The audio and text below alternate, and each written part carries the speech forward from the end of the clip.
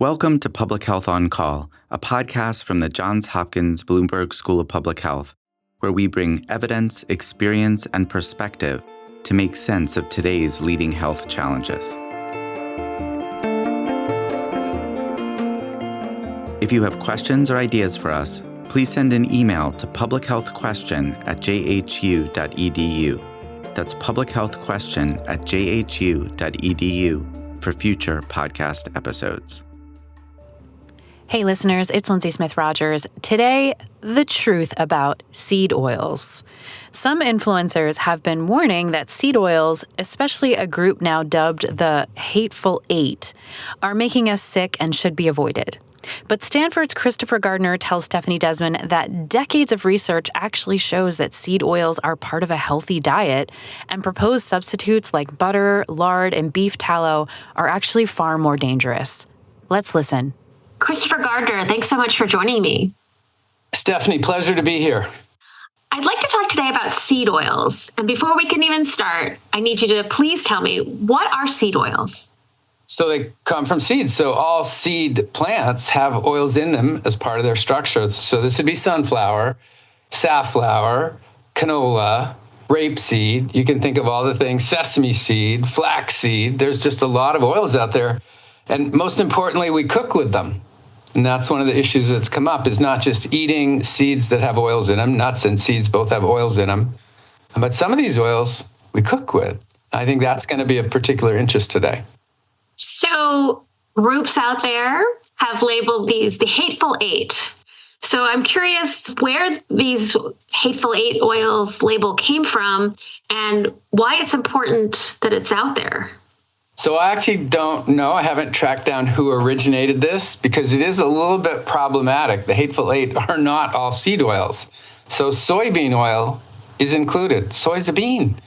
Corn oil is included. Corn is actually a vegetable or a grain or something else, but it's not a seed botanically. And in the Hateful Eight, flax seed and sesame seed are not included. So there's a little bit of a bait and switch here. So seed oils, bad, some of the social influencers are saying. And Hateful Eight is a lot of them, but not all of them, and some that are not seed oils. But there is a theme that ties them all together. And it tends to be omega-6 fats. So these are the different types of fats that are in the oils that we're cooking with. So most of these oils, a lot of your listeners are going to have on their shelf. But to be honest, they probably don't have cottonseed oil, and they probably don't have rice bran oil. And those are the couple ones, and I hope we get to this, that aren't on your shelf to cook with at home, but they're in a lot of processed foods at the supermarket. So why should we be avoiding these? Why are they telling us to avoid these oils? Sure. So I do think it has to do with a misunderstanding of omega-6 and omega-3 fats. And this goes way back to thinking, a lot of the oils that we use in food and that we cook with belong to three different families: saturated, monounsaturated, and polyunsaturated. And I don't think that's too technical for your listeners. I bet they've all heard that part, right? And then the polyunsaturated fats can be further broken down into omega-6 and omega-3. And maybe some of your listeners will want to be the first one on the block to be able to explain this, because most people don't actually know what that means. And it's pretty simple. It's ridiculously simple, and actually has to do with the molecular structure of these long chains of carbons that provide energy for us in fats. And polyunsaturated means they have more than one double bond, unsaturated site. This is actually what keeps our oils liquid at room temperature. When there aren't any double bonds, these long chains of carbons line up right on top of each other. That's why butter is solid at room temperature. Lard is solid. Coconut fat is solid at room temperature because it's a tropical oil and it's highly saturated. The more monounsaturated or polyunsaturated it is, the more liquid it is at room temperature, because the double bonds in the unsaturated sites in these carbon chains make them bend. And when they bend, they can't line up on top of one another. That keeps them liquid at room temperature. So the kind of silly thing is omega-6 means if you were to count the carbons, and these are typically 18 carbon fats, linoleic and linolenic, 6 back from the end is the first double bond. And omega-3 means 3 back from the end is the first double bond. And when I tell that to people, like, that's all it means? It just means part of the structure? Okay, but there is something more to it than that. So that is why they have those names, omega-6 and omega-3. Part of this to get into is how much of our fat is used just for energy, to provide us with energy. And almost all the fat we eat does that, although a little of it pads our butt and our body and gives us a little warmth when it's cold out. But in the end of the day, we burn it all for energy. The polyunsaturated fats, the omega-6s and the omega-3s, actually have a small role acting like hormones. They actually go into our cells and turn different aspects of metabolism on and off. Not a lot of them, just a very small proportion, but enough to make them more interesting than just generating energy. And so one of the cool things that was discovered decades ago was that the omega-3s in particular have an extra fun role in being anti-inflammatory. And they actually help lower triglycerides, and they actually help with blood vessel constriction and dilation, and a little bit with blood pressure. And they have a pretty positive effect, keeping in mind that for all of those things, it's a balance. So think about, for example, blood clotting is one of the functions that's involved. If you were to get a cut, you would not want to bleed to death. You need that to clot. But if it clots too much, it might clot in an artery in your heart prematurely and cause a heart attack. You need your blood vessels to dilate and constrict to control the flow of blood. If they constrict too much, you're in trouble. If they dilate too much, you're in trouble. So all these things that omega-3s do are a bit of a balance. Omega-6s do some of the same things, many of the same things. And if you put them head to head, omega-3 versus omega-6 is a little more anti-inflammatory, a little more vessel dilating, a little better at lowering triglycerides. And somewhere along the line, Stephanie, this got flipped into a misunderstanding that meant the omega-6s are therefore pro-inflammatory, pro-constricting in your blood vessels, triglyceride, and do the opposite of omega-3. And I think this is the problem with the people that are citing this, not understanding that it's not that the omega-6s are bad, it's just that they're not as good as omega-3. And so this kind of got flipped on its head, and I can cite.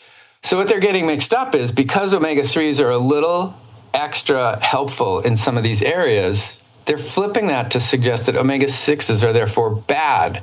They're pro-coagulant, they're pro-inflammatory, they're pro-triglyceride raising. And it's not the case. Actually, most of the fats that we get in our diet, more are omega-6s than omega-3s. There's hardly any omega-3s that people cook with. Flax oil is the only one. And Stephanie, I don't know about you, but I don't have flax oil in my cooking repertoire here. I don't use that. I have some corn and canola and sunflower and safflower. And all these cooking oils are mostly omega-6.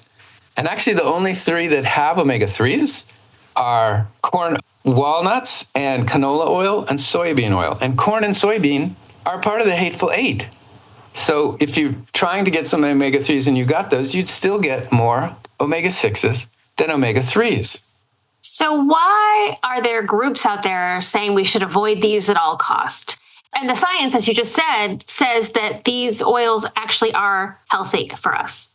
Yeah, and I think, again, this is sort of, we're getting some mixed messages here because quite a few of these oils are produced industrially and put in a lot of the snack foods that we eat. So if you look, and fat feels good in your mouth, tastes good. So if you were trying to make a fun tasting food that would addict people and they'd eat a lot of and too many calories, leading to obesity, in a lot of these snack foods, you will find some of these omega-6 fats. You'll find the sunflower or the safflower or partially hydrogenated cottonseed oil or rice bran oil. So they stick these in a lot of the foods. And what I've gone back to some of the social influencer podcasts and listened, and what I typically hear is seed oil consumption has doubled. And in the same time it's doubled, obesity rates have risen, inflammation has risen, chronic diseases are a problem. And so unfortunately, this is an association, not causation. And probably what's happening in my mind is the foods they're putting them into are these processed foods that have a lot of added sugar, a lot of sodium, a lot of refined grain. And Stephanie, for decades, we have been asking people to limit those. please try to cut back on all the snack and junk foods that have those 3 ingredients in them: high added sugar, high sodium, high refined grain.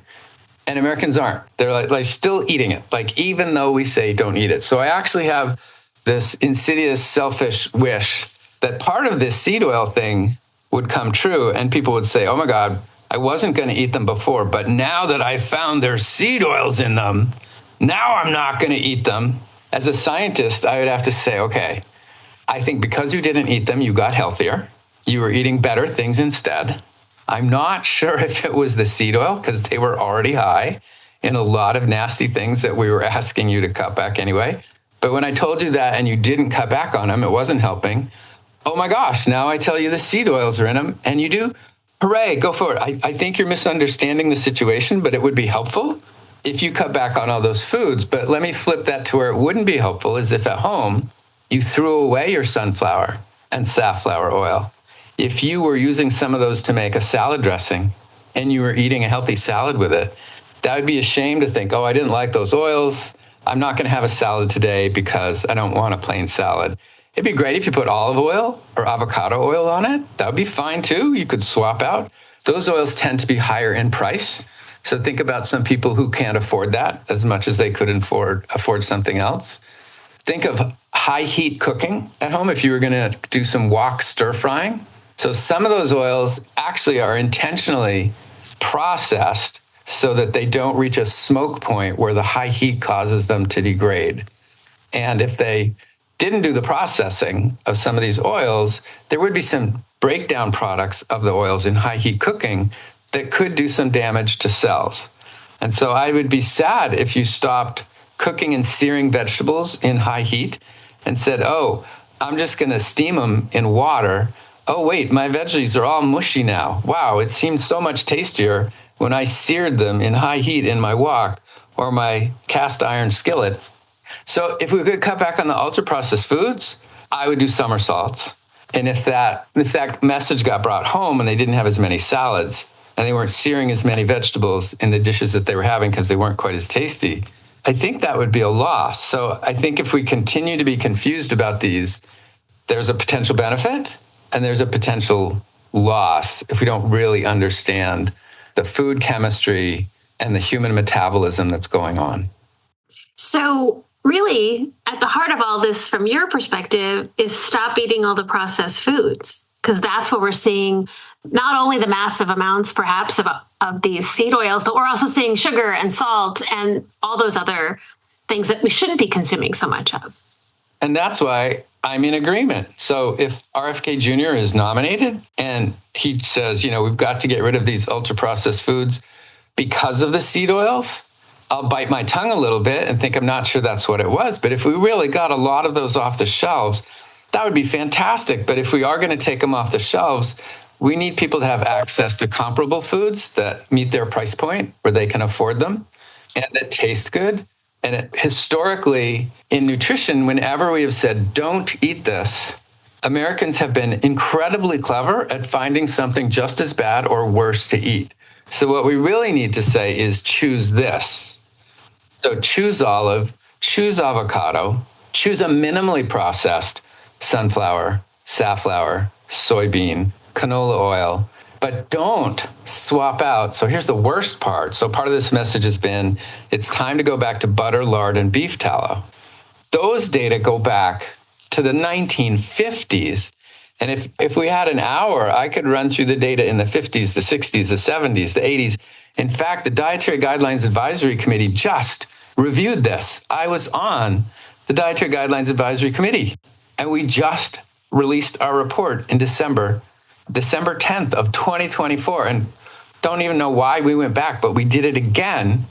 And we reaffirmed the evidence that we've seen again and again of swapping out the saturated fat from animal foods for cooking with plant oils.